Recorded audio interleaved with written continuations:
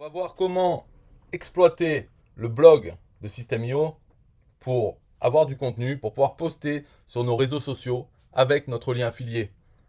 Vous savez que System.io a un blog dans lequel il rajoute régulièrement des articles. Donc ça fait du contenu et on peut envoyer nos visiteurs vers ce blog en ajoutant notre lien affilié.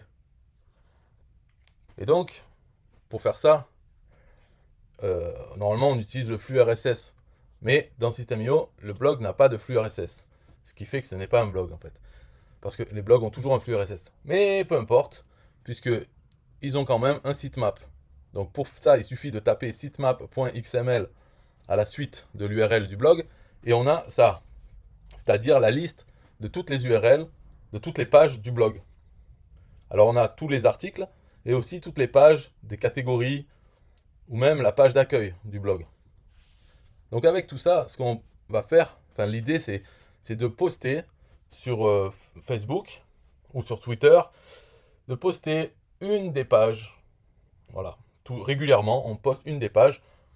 Alors, comme dans le sitemap, on a uniquement l'URL, et pour pouvoir faire que ça change un peu le message quand même qu'on poste sur les réseaux sociaux, pour avoir le titre de l'article, eh bien, ce qu'on peut faire, c'est prendre l'URL et nettoyer la suite, parce qu'on voit que l'URL, elle est basée un petit peu sur le titre.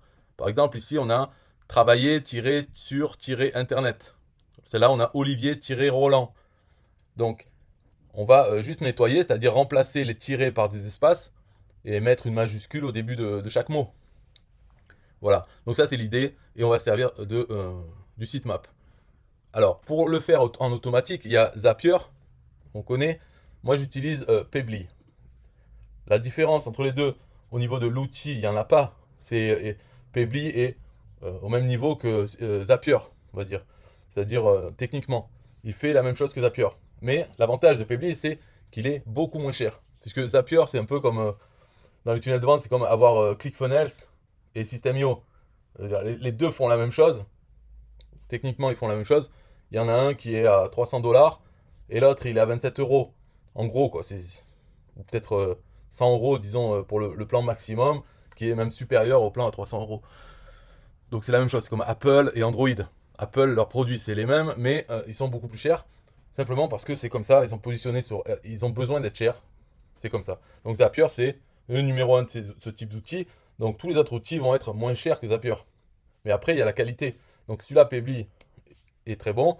Il fait les choses, c'est-à-dire on peut créer des processus, donc ça s'appelle des apps sur Zapier. Ici, ça s'appelle des workflows. Et on met des actions, enfin on programme ce qu'on veut qu'il fasse automatiquement. Donc dans le cadre de ça, là, ce qu'on veut faire, c'est on veut que régulièrement, donc ici pour le déclencheur trigger, j'ai choisi que ça soit toutes les 6 heures. Donc il suffit de prendre l'application Schedule et lui dire à quel intervalle. Donc toutes les 6 heures, ça fait 4 fois par jour.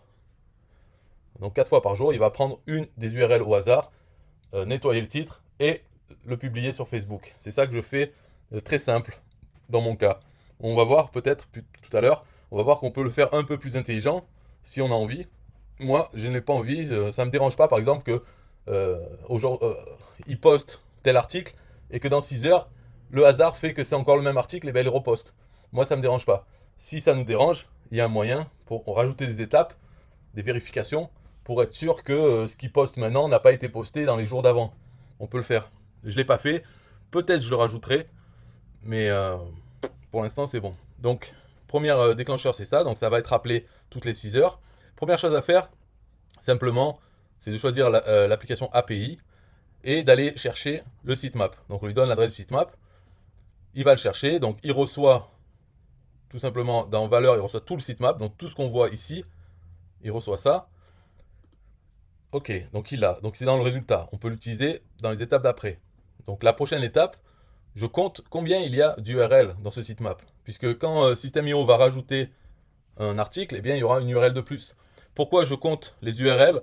C'est parce que par la suite, je veux en choisir une au hasard. Donc pour en choisir une au hasard, il faut que je dise, je veux un nombre entre 1 et combien? Eh bien combien, ce sera le maximum, ce sera le nombre d'URL qu'il y a dans ce sitemap.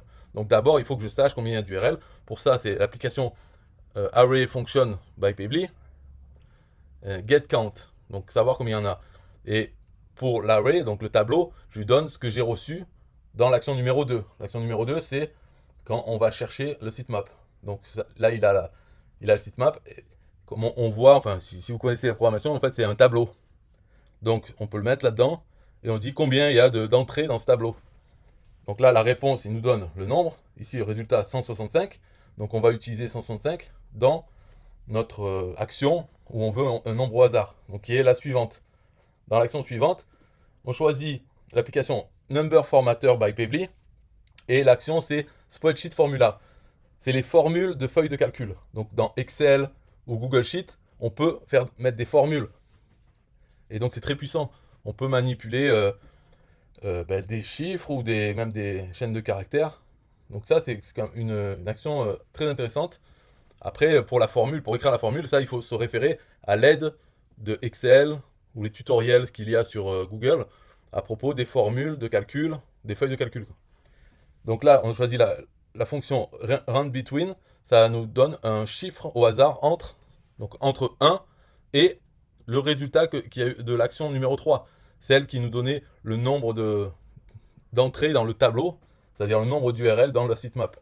Donc je veux un nombre entre 1 et ça, et le nombre, et je mets moins 1 à la fin. En fait, moins 1, c'est parce que en informatique, on veut avoir, la première entrée d'un tableau, c'est 0, c'est pas 1.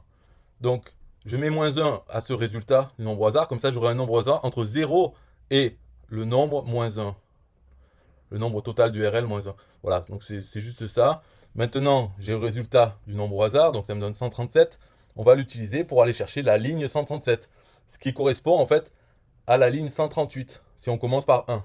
Mais là, comme on commence de 0, voilà. Mais ça, peu importe, parce qu'au final, c'est une au hasard, on s'en fout laquelle c'est. Donc le résultat de ce nombre au hasard, on l'utilise dans la prochaine action, qui est l'application pareil, array function, et l'action, c'est get value by index. Donc on lui donne quel est l'array, c'est toujours pareil, c'est le sitemap, donc le résultat de l'action 2. Et l'index, eh bien, c'est le résultat de l'action 4, celle qui nous donne un nombre au hasard.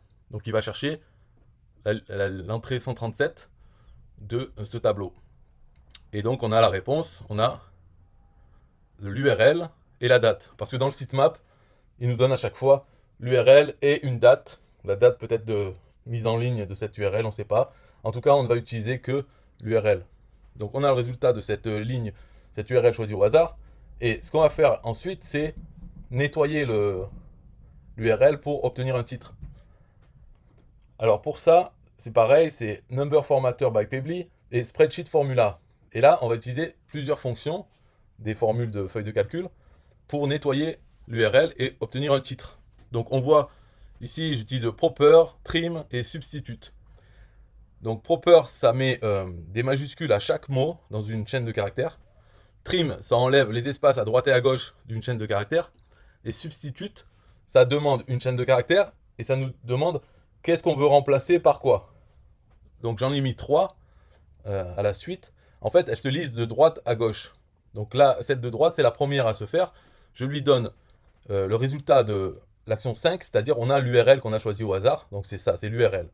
Et dedans, je dis que s'il trouve http://system.io/fr/, il remplace par un espace. Donc ça va nous laisser blog /alternative-market-hero. Ça, c'est le premier substitut. Ensuite, le deuxième, c'est avec le résultat, donc avec ce qui reste, il va remplacer les tirés par un espace. Donc il va nous rester blog /alternative espace market espace hero. Et ensuite, encore le troisième substitut. Là, cette fois-ci, je remplace la barre oblique, le slash, par espace de point espace. Donc ça va nous donner blog espace de point espace alternative espace market espace hero. Et dans tout ça, on enlève, avec trim, on enlève les espaces à droite et à gauche. Et ensuite, avec ce qu'on obtient, on met une majuscule au début de chaque mot. Donc ça va nous donner blog, espace, deux points, espace, alternative, espace, market, espace, hero. Et chaque mot aura une majuscule. Donc ça, on va dire, c'est le titre de notre page. Alors, donc maintenant, on a le titre propre et l'URL aussi qu'on a toujours. Donc avec ces deux choses, on peut aller poster sur Twitter et sur Facebook un message. Donc on peut mettre le texte qu'on veut et le titre qu'on a ici. Et comme lien, on donne l'URL. Et ça, donc ça suffit. Dans mon cas, là, normalement, on le mettrait là, ça serait l'action suivante, l'application postée sur Facebook et tout ça. Moi, dans mon workflow, j'ai qu'une seule action qui s'appelle send to Facebook printer, c'est-à-dire envoyer vers l'imprimante Facebook, parce que je me suis fait un autre workflow qui, lui, le déclencheur, c'est il attend d'être appelé, et avec ce qu'on lui envoie, quand on l'appelle, il va poster sur tous mes groupes. Donc j'ai plus d'une dizaine de groupes Facebook et des pages aussi. Donc ce workflow, il s'occupe simplement d'aller poster sur tous mes groupes et toutes mes pages.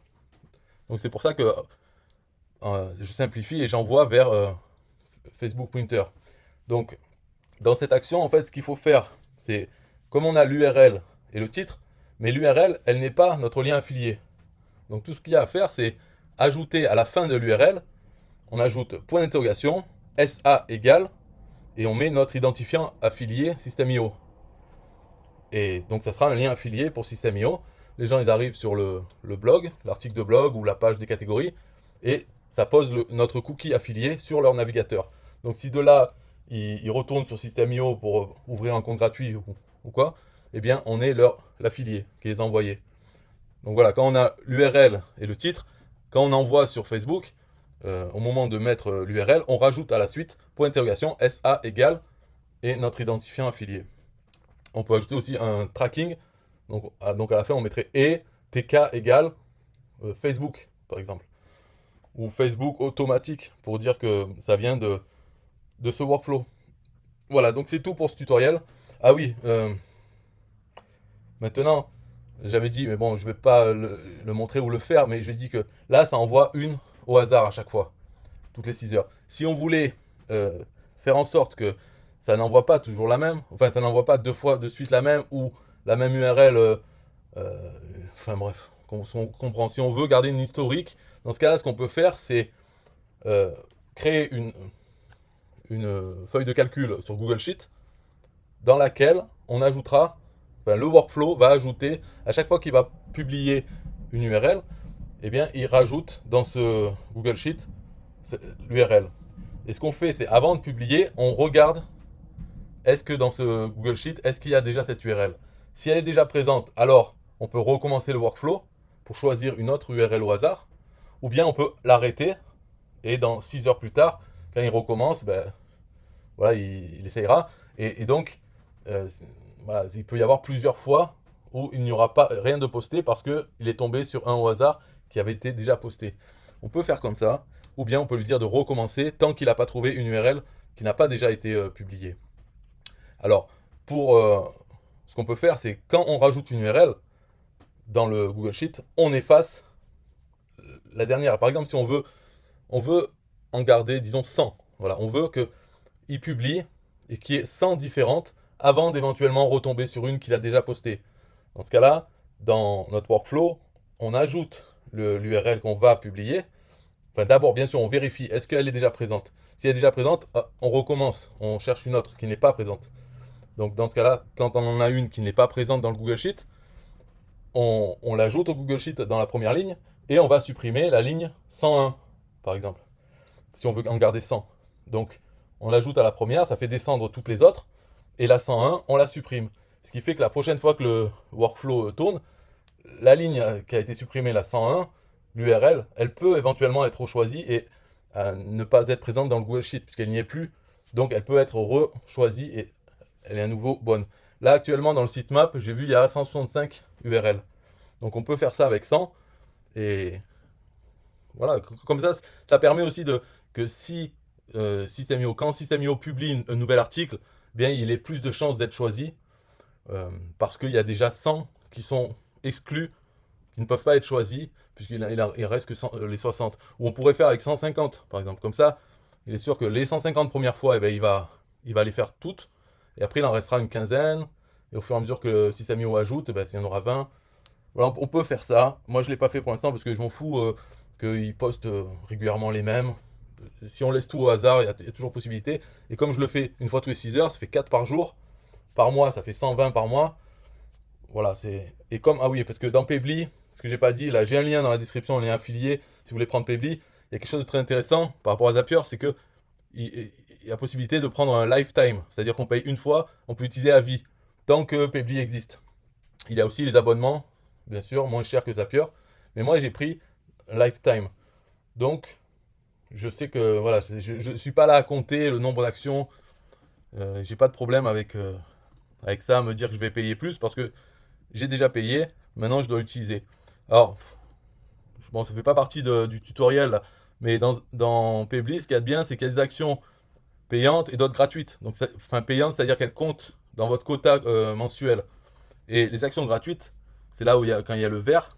Et en fait, il y en a beaucoup. Dans ce workflow, par exemple, action payante, il y en a une et deux. Parce que la deuxième, c'est envoyé sur Facebook. Donc finalement, il n'y en a qu'une de payante.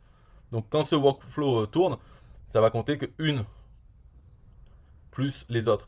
Alors dans mon cas, vu que j'envoie sur plein de groupes, celle-là, en fait, elle compte pour une plus toutes les autres du workflow. Donc ça me fait une bonne vingtaine d'actions payantes à chaque fois qu'il tourne. Mais voilà, toutes les 6 heures, 20, ça fait 80 par jour. Et mon quota, il est à 30 000 par mois. Donc 1000 par jour. Là, celui-là me prend 80 par jour. Donc c'est pas la fin du monde. Ok, c'est tout pour le tuto. Bye bye.